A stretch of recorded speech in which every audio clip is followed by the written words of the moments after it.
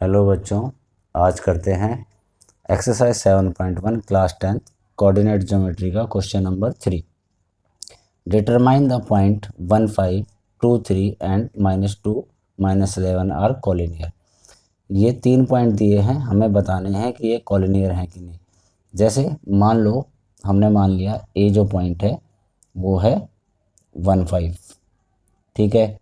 B जो point है वो मान लिया हमने 2, 3 है, और सी पॉइंट जो है वो है -2 और -11। इस तरह से कॉलिनियर क्या होता है, मान लो एक ही लाइन के जो 3 पॉइंट हैं इन्हें कॉलिनियर कहते हैं। मान लो यहाँ ये ए पॉइंट है और ये बी पॉइंट है, तो ये सी पॉइंट है। तो इसमें जो ए बी का डिस्टेंस होगा और जो बी सी का डिस्टेंस होगा वो ए सी के डिस्टेंस के बराबर होगा। मतलब अगर हम ए बी और प्लस बी सी करेंगे तो ए सी, ये इस तरह से आना चाहिए।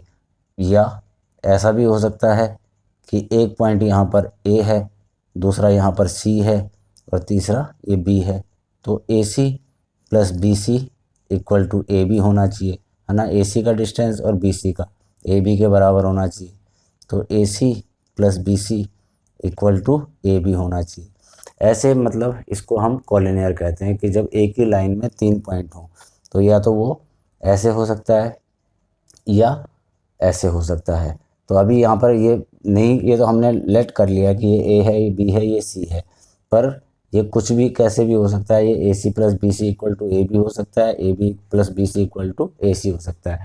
मतलब दो का डिस्टेंस तीसरे के डिस्टेंस के अगर बराबर आ जाए तो उसे हम कॉलिनियर कहेंगे। तो हम करके देखते हैं कैसे। जैसे ए बी का डिस्टेंस, ए बी का डिस्टेंस अगर हमें निकालना है तो ये x1, ठीक है, ये y1, ये x2 और ये y2 हम ऐसे ले लेंगे। तो सबसे पहले क्या डिस्टेंस फॉर्मूला क्या होगा, x2 माइनस x1 का whole square plus y2 minus y1 का होल स्क्वायर। हमने ऐसे ये फॉर्मूला रख दिया। अब ये वैल्यू जो है हम पुट कर देंगे। तो A B equal to x2 क्या है 2, तो यहाँ पर हमने 2 रख दिया, माइनस x1 क्या है 1 का स्क्वायर प्लस y2 क्या है 3 माइनस y1 क्या है 5 का स्क्वायर, ऐसे हम रख देंगे, ठीक है। और इसको कैलकुलेट कर लेंगे।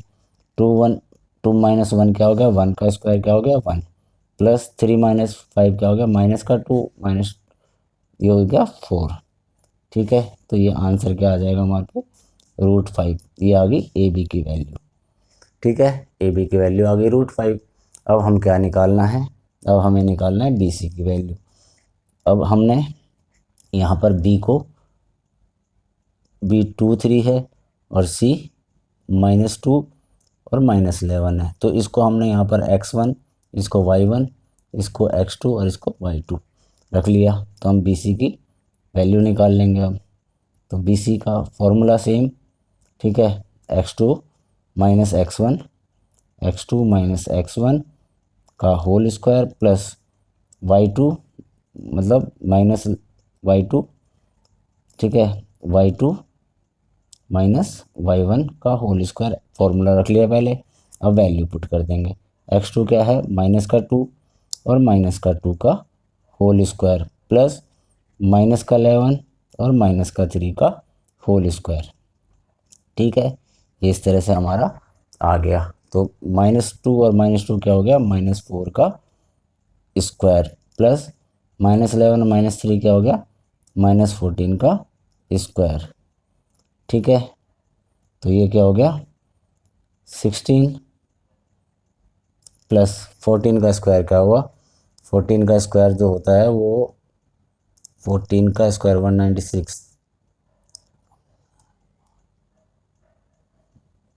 196 है ना, 196, ये आ गया 196, ठीक।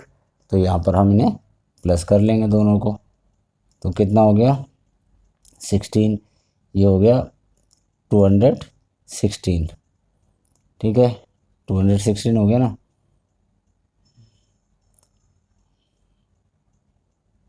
2, 6 और 6 212 हो गया, 212। अब 212 को हम अगर बाहर लेके आएंगे तो कैसे आएगा, 212 डिवाइडेड बाय 2,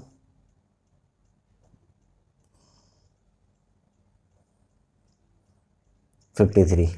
ठीक है, क्या आ जाएगा ये, BC की वैल्यू क्या आ जाएगी, 253, है ना, ये आ जाएगी BC की वैल्यू, ये आ गई हमारे पास।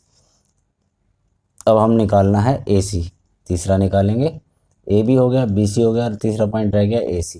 हम AC की वैल्यू भी निकाल लेंगे। AC की वैल्यू निकालने के लिए यहाँ पर A जो है हमारा 15 है और C -2 -11 है। ठीक है, ये x1 y1 हो गया और ये x2 y2 हो गया। फॉर्मूला सेम रहेगा, इसी में वैल्यू पुट कर देंगे। x2 क्या है, -2 और x1 -1 का स्क्वायर प्लस -11 और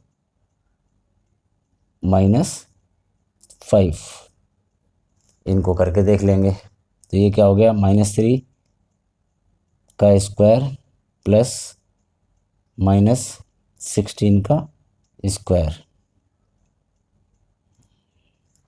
-3 का स्क्वायर क्या हुआ, 9 प्लस 16 का स्क्वायर क्या हो गया, 16 का स्क्वायर करके देख लो कि 16 का स्क्वायर क्या हुआ। 16 का स्क्वायर हुआ, करके देख लेते हैं।